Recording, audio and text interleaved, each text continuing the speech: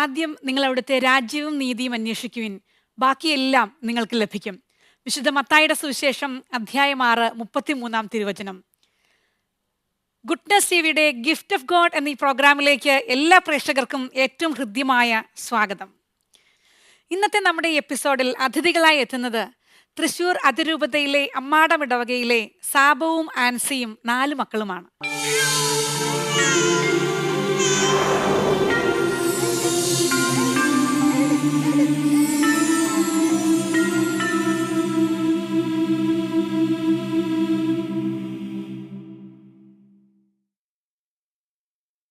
വളരെ സ്നേഹത്തോടെ സന്തോഷത്തോടെ ഈ എപ്പിസോഡിലേക്ക് ഞാൻ അവരെ സ്നേഹപൂർവ്വം സ്വാഗതം ചെയ്യുന്നു.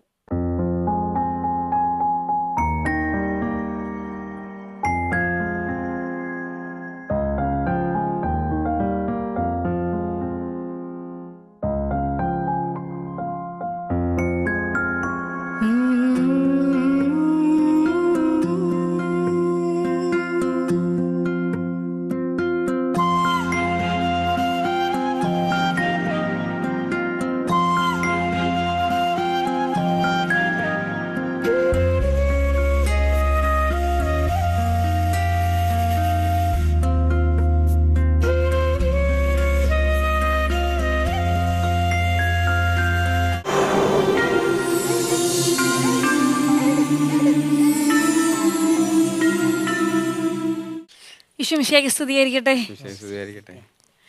സാബുവും ആൻസിയും 4 കുഞ്ഞുങ്ങളും എനിക്കൊന്ന് ഭയങ്കര മനോഹരമായിട്ടുണ്ട്. നിങ്ങളുടെ കോസ്റ്റ്യൂം തന്നെ അല്ലേ?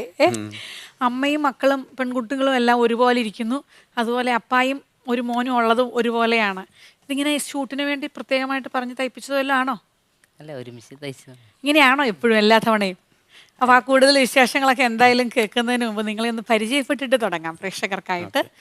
സാബു ഒന്ന് പരിചയപ്പെടുത്താം. എൻ്റെ പേര് സാബു, അമ്മാടത്താണ് വീട്, സ്വർണ്ണപ്പണിയാണ്. ഈ സ്വർണ്ണപ്പണി എന്നൊക്കെ പറയുമ്പോൾ എങ്ങനെയാ?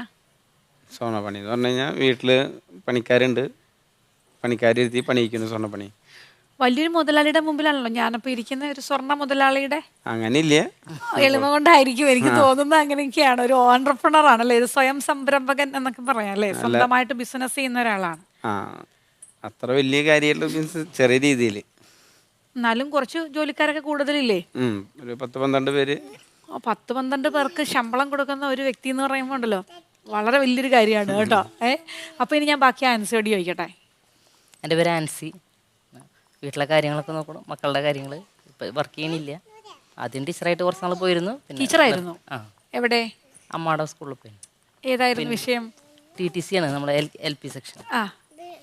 പിന്നെ പോയില്ല, പിന്നെ മക്കളുടെ കാര്യങ്ങളൊക്കെ ആയിരുന്നു. പിന്നെ ആ LP സെക്ഷൻ നമ്മുടെ വീട്ടിലേക്ക് മാറ്റി അല്ലേ? TTC പഠിച്ചതിന്റെ ഒരുപാട് പ്രയോജനങ്ങൾ ഇവരുടെ മേലിൽ ഇങ്ങനെ ചെയ്യാൻ പറ്റുന്നില്ലേ? ഒരു അധ്യാപിക ആയിരുന്നതിന്റെ കുറച്ച് ബെനിഫിറ്റ്സ് ഒക്കെ അല്ലെ? ഭാര്യ കുറച്ചുകൂടെ കൃത്യമായിട്ട് പഠന കാര്യങ്ങളും വീട്ടിലെ കാര്യങ്ങളും ഒക്കെ അറേഞ്ച് ചെയ്യാൻ പറ്റുന്നുണ്ടായിരിക്കും. അങ്ങനെ പറയണമെന്നുള്ള, ഞാനും ടീച്ചറാ, അതുകൊണ്ട് അങ്ങനെ പറയാൻ. അങ്ങനെയാണ്. ഓക്കെ, അപ്പൊ നമുക്ക് മക്കളെല്ലാവർക്കും ഒന്ന് പേരൊക്കെ പറയാം. ഏത് സ്കൂളിലാണ് പഠിക്കുന്നതെന്നൊക്കെ ആൻറ്റിയോട് പറയണം കേട്ടോ, എല്ലാവർക്കും കേൾക്കാൻ. എൻ്റെ പേര് മരിയ റോസ്. ഞാൻ 8th സ്റ്റാൻഡേർഡിൽ പഠിക്കുന്നു. ഞാൻ സെൻറ്റ് പോൾസ് കുരേച്ചിറ സ്കൂളിൽ പഠിക്കുന്നു. വീട്ടിലെ ഏറ്റവും മൂത്ത ചേച്ചിയാണ് അല്ലേ? സെക്കൻഡ് മദർ മോഡൽ ആയിരിക്കണം, അങ്ങനെയാണോ? അങ്ങനെയാണ്. അപ്പൊ നമുക്ക് അനിയനോട് ചോദിക്കട്ടെ, അടുത്തയാള്. എൻ്റെ പേര് ജോഗാൻ സാബോ, ഉസ്കോട് കുരേച്ചിറ സെൻറ്റ് പോൾസ്. My God. ഇനി ഏത് ക്ലാസ്സിലാണ് ജോഹാൻ സാബു പഠിക്കുന്നത്? LKG. അപ്പൊ നിങ്ങൾ മൂത്ത ചേച്ചി 8ാം ക്ലാസ്സിൽ, അടുത്തയാള് LKGയിലാണ്. ഒരു 8 വയസ്സ് ഡിഫറൻസിന്റെ കഥ പറയാനുണ്ടാവും, അത് ഞാൻ പിന്നെ ചോദിക്കാട്ടോ. അപ്പൊ കുഞ്ഞുവാവമാര് 2 പേരില് പറയുവോ? പേര് ചോദിച്ചാ പറയുവോ? കുഞ്ഞുവാവ ഏറ്റളയാളല്ല, പറഞ്ഞോ. എന്താ പറഞ്ഞോ? എന്താ?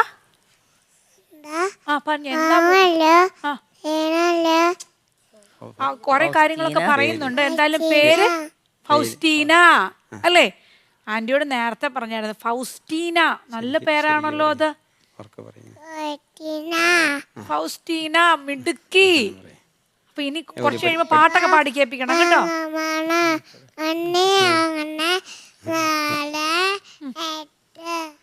4, 8, 10 ഒക്കെ അറിയാം അല്ലേ?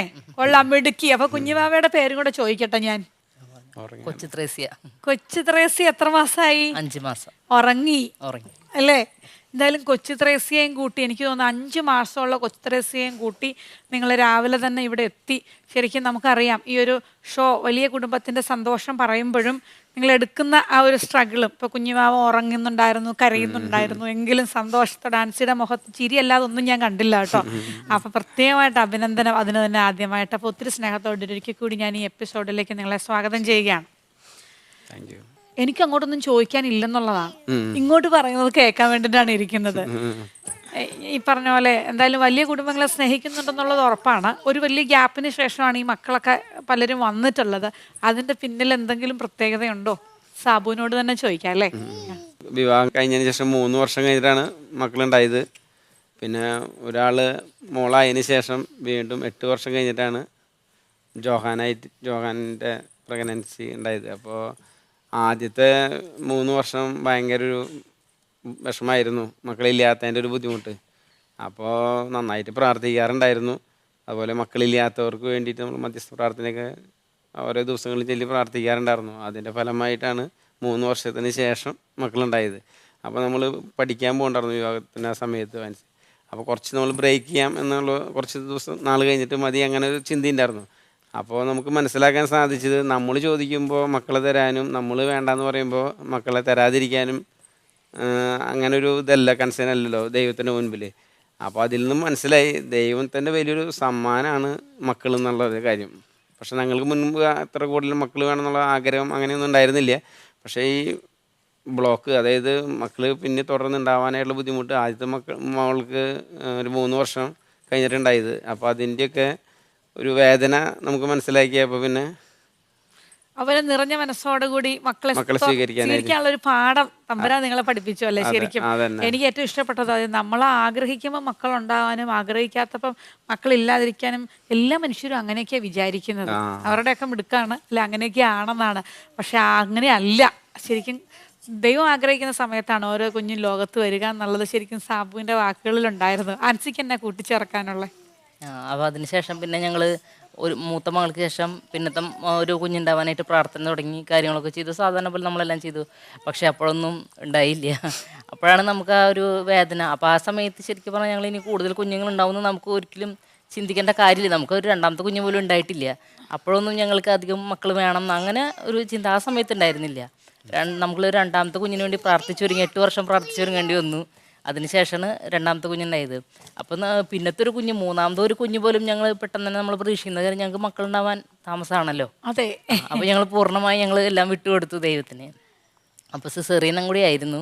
അപ്പോൾ 4 സിസേറിയനാണ്. അപ്പോൾ 2ാമത്തെ സിസേറിയൻ കഴിഞ്ഞപ്പോൾ തന്നെ എല്ലാവരും പ്രത്യേകിച്ച് പൂട്ടിക്കെട്ടാറായി എന്ന് പറഞ്ഞില്ലേ? ഒരു പെണ്ണും ഡെലിവറി ചെയ്തുകൊണ്ടിരിക്കുമ്പോൾ തന്നെ ഡോക്ടർ പറഞ്ഞുകൊണ്ടിരിക്കണം നമുക്ക് നിർത്താം അങ്ങനെ പറഞ്ഞിരുന്നു. അപ്പോൾ ഞങ്ങൾ നിർത്തില്ല എന്നുള്ള തീരുമാനം അന്ന് എടുത്തിട്ടുണ്ടായിരുന്നു. ആ സമയത്ത് എന്താ വെച്ച് കഴിഞ്ഞാൽ മക്കളുണ്ടാവില്ലെന്ന് ഞങ്ങൾക്ക് പ്രതീക്ഷയില്ല. പിന്നീടാണ് ബാക്കി മക്കളൊക്കെ ജനിച്ചത്. ബാക്കി മക്കൾ എനിക്ക് ഇവർ തമ്മിൽ വളരെ കുറച്ച് ഗ്യാപ്പേ ഉള്ളൂ തോന്നല്ലേ? 3ാമത്തെ ആള് എത്ര വയസ്സായി? 3ാമത്തെ 5 വയസ്സ്.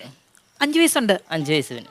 അപ്പൊ ഇവൾക്ക് 5 മാസമായി. 5 മാസം. എന്തായാലും ശരിക്കും ഒരു ആരോഗ്യകരമായ ഒരു ഇതൊക്കെ കർത്താവ് അനുവദിച്ച് തരുന്നുമുണ്ട് അല്ലേ?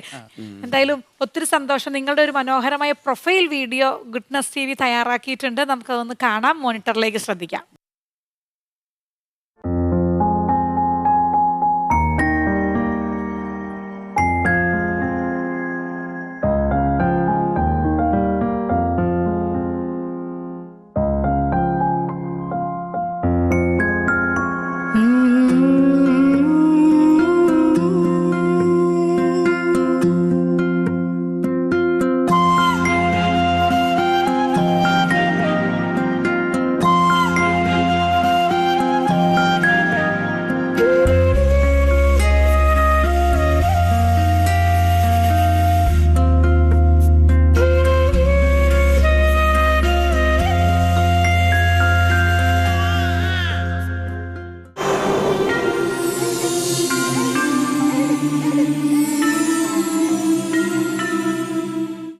വീഡിയോ ഒക്കെ നമ്മൾ കണ്ടു കഴിഞ്ഞു. ഞാൻ മരിയോട് ചോദിക്കട്ടെ, ഈ ആദ്യ കാലങ്ങളിലെല്ലാം തന്നെ ആയിരുന്നപ്പം ഒരാളും കൂടെ വേണോന്ന് അങ്ങനെയൊക്കെ ഉണ്ടായിരുന്നോ? ഇവരോട് പറയുമായിരുന്നു? നല്ല ആഗ്രഹം ഉണ്ടായിരുന്നു, ഒരു ഉണ്ണിനെ വേണം. എന്നിട്ട് ഞാൻ നന്നായി പ്രാർത്ഥിച്ചു. ആ ഒരു സമയത്ത് ഞാൻ നന്നായി പ്രാർത്ഥിച്ചിട്ടുണ്ടായിരുന്നു. അപ്പൊ ഇന്നിപ്പൊ കുറെ ഒരു അനിയനും 2 അനിയത്തിമാരും വരുമ്പോ എന്തൊക്കെയാ മരിയയുടെ ഒരു ഫീലിങ്സ്? എനിക്ക് നല്ല സന്തോഷമാണ് ഈ ഉണ്ണികളെ നോക്കാനും എന്താ പറയാ അവർക്ക് വേണ്ടിയിട്ടുള്ള കാര്യങ്ങൾ ചെയ്യാനൊക്കെ നല്ല സന്തോഷമാണ്. എന്തൊക്കെ ചെയ്തു തരും? അമ്മയ്ക്ക് എന്തൊക്കെ ചെയ്തു കൊടുക്കും മോള്? വീട്ടിലത്തെ ചെറിയ ചെറിയ ജോലികളും ഒക്കെ എടുക്കും. പിന്നെ ഉണ്ണികളെ സ്കൂളിലേക്ക് റെഡിയാക്കുക, അങ്ങനെയുള്ള ജോലികൾ. പിന്നെ ഇങ്ങനെ ഭക്ഷണം കൊടുക്കുക, അതൊക്കെ ചെയ്യും. അല്ലെ, അമ്മ ഒരു വിളിക്ക് എപ്പോഴും, അമ്മ എപ്പോഴും മരിയാന്ന് വിളിക്കുവോ വീട്ടില്? ഓൾവേസ് അല്ലെ? ഏറ്റവും കൂടുതൽ ഉയർന്നു കേൾക്കുന്ന ഒരു പേര് മരിയാകാൻ സാധ്യതയില്ലേ? അല്ലെ, അതിന് ഹെൽപ്പ് ചെയ്യണം, ഇതിന്റെ ഹെൽപ്പ് ചെയ്യണം. അപ്പൊ അവൾ ഒരു സങ്കടവും പറയാതെ ഓടി വരും. ഓടി വരും. ജോഹാൻ പാട്ട് പാടുവോ? വചനം പറയും. എന്നാ ഒരു ജോഹാന്റെ കയ്യിലൊന്ന് മൈക്ക് കൊടുത്തേ. ജോഹാൻ ഒരു വചനം പറയട്ടെ. ദൈവം സ്നേഹമാണ്, ഒന്നിനാകനാൽ 4:8. പ്രത്യാശ നമ്മെ നിരാശാക്കുന്നില്ല. റോമ 5:5. നീയൊരു അനുഗ്രഹമാണ്. ഉൽപ്പത്തി 12:2. വിജയം നൽകുന്ന കർത്താവാണ്. സുഭാഷിതം 21:31. മറിയത്തിൻ്റെ സ്വസ്ത്രഗീതം ലൂക്ക 1:46 മുതൽ 55 വരെ. എൻ്റെ ആത്മാവ് കർത്താവിനെ മഹത്വപ്പെടുത്തുന്നു. എൻ്റെ ചിത്തം എൻ്റെ രക്ഷകനായ ദൈവത്തിൽ ആരാധിക്കുന്നു. അവർ തൻ്റെ ദാസയിൽ താൽപര്യ കടാശിച്ചു. ഇപ്പോൾ മുതൽ സകല തലമുറയും എൻ്റെ ഭാഗ്യദൈവനെ പ്രകീർത്തിക്കും. ശക്തനായവൻ എനിക്ക് വലിയ കാര്യങ്ങൾ ചെയ്തിരിക്കുന്നു. അവിടുത്തെ നാമം പരിശുദ്ധമാണ്. അവിടുത്തെ ഭക്തരുടെ മേൽ തലമുഖത്തോടും അവിടുന്ന് കരുണ വർഷിക്കും. അവർ തൻ്റെ ഭുജം കൊണ്ട് സത്യം വേവിപ്പിച്ചു.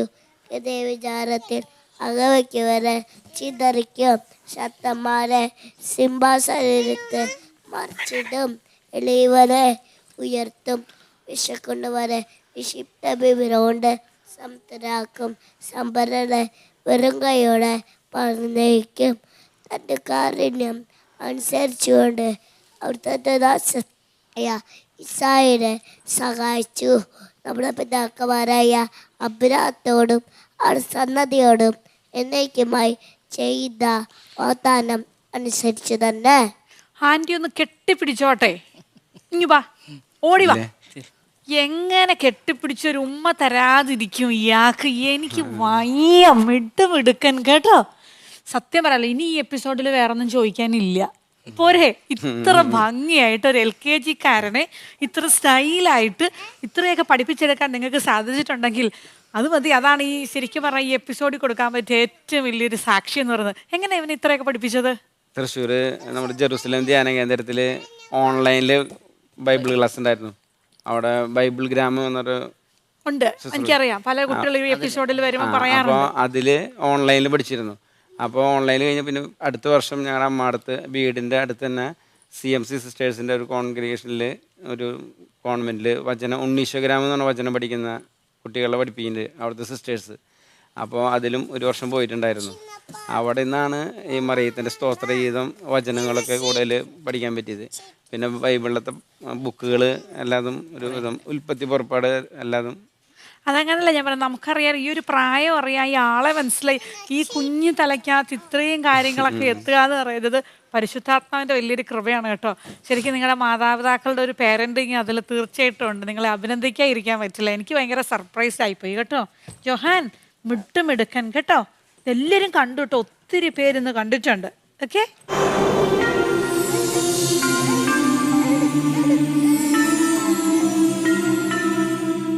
പന്ത്രണ്ട് വർഷത്തെ ആത്മീയ ജീവിതയാത്ര വിജയകരമായി മുന്നേറുമ്പോൾ ഗുഡ്നസ് TV പ്രേക്ഷകർക്കായി ഞങ്ങളുടെ പുതിയ ഉദ്യമം സാഭിമാനം സമർപ്പിക്കുന്നു. ഗുഡ്നസ് TV ഇനി മുതൽ OTT പ്ലാറ്റ്ഫോമിൽ ലഭ്യമാകുന്നു. ഇനി മുതൽ OTT പ്ലാറ്റ്ഫോമായ ആൻഡ്രോയിഡ് TVയിൽ ഗുഡ്നസ് ടെലിവിഷൻ ലഭ്യമാകുന്നു.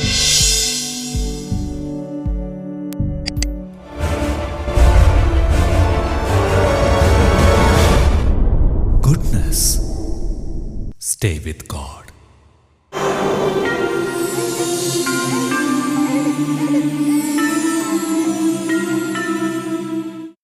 ഉൽപ്പത്തി, പുറപ്പാട്, ലേവ്യർ, സംഖ്യർ, നിയമാവസരം, യോശുവ, നായകന്മാർ, റൂത്ത്, 1 സാമുവേൽ, 2 സാമുവേൽ, 1 രാജാക്കന്മാർ, 2 രാജാക്കന്മാർ, 1 ദിനവൃത്താന്തം, 2 ദിനവൃത്താന്തം, എസ്ര, നെഹെമിയ, തോബിത്ത്, രൂദിത്ത്, എസ്തർ, 1 മക്കവായ, 2 മക്കവായ, ജോബ്, സങ്കീർത്തനം, സുഭാഷികകൾ, സഭാവസനം, ഉത്തമനിരീതം, ജ്ഞാനം, പ്രഭാഷിക, യെശയ്യ, ജെറമിയ, വിഭാവങ്ങൾ, ബാറൂക്ക്, എസെക്കിയേൽ, ദാനിയേൽ, ക്ലോസിയ, ജോയൽ, ആമോസ്, ഒബാദിയ, മിക്ക, നാങ്ങോ, Habakkuk, Zephaniah, Haggai, Zechariah, Malachi.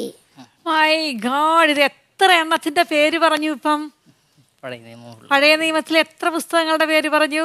42, 52 കുറച്ചുകൂടെ കൂടുതലുണ്ട്. 6. 46. Very good. 46 പുസ്തകങ്ങളുടെ പേരും കാണാൻ പഠിച്ചു. എനിക്ക് തോന്നുന്നു ഇനി ഇങ്ങനെ ബൈബിൾ ക്വിസും കാര്യങ്ങളൊക്കെ വരുമ്പോൾ ഇവൻ ഭാവിയിൽ ഇങ്ങനെ ഒരു പ്രീച്ചറാകാനുള്ള സാധ്യതയുണ്ട് കേട്ടോ. ഗുഡ്നസ്സിലൊക്കെയാണ് വന്നിരിക്കുന്നത്.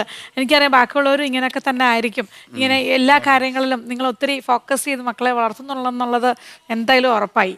എന്തായാലും ഒത്തിരി സന്തോഷം. നമ്മുടെ ഈ ആദ്യത്തെ എപ്പിസോഡ് അവസാനിക്കാനുള്ള സമയമായി. നമുക്ക് അടുത്ത എപ്പിസോഡിൽ തുടരണം. നിങ്ങളുടെ ഒരുപാട് വിശേഷങ്ങൾ കേൾക്കേണ്ടതുണ്ട്. ഗിഫ്റ്റ് ഓഫ് ഗോഡിൻ്റെ ഈ എപ്പിസോഡ് ഇവിടെ പൂർണ്ണമാവുകയാണ്. അടുത്ത എപ്പിസോഡിൽ ഇവരുടെ തന്നെ വിശേഷങ്ങളുമായി നമുക്ക് വീണ്ടും കാണാം. നന്ദി.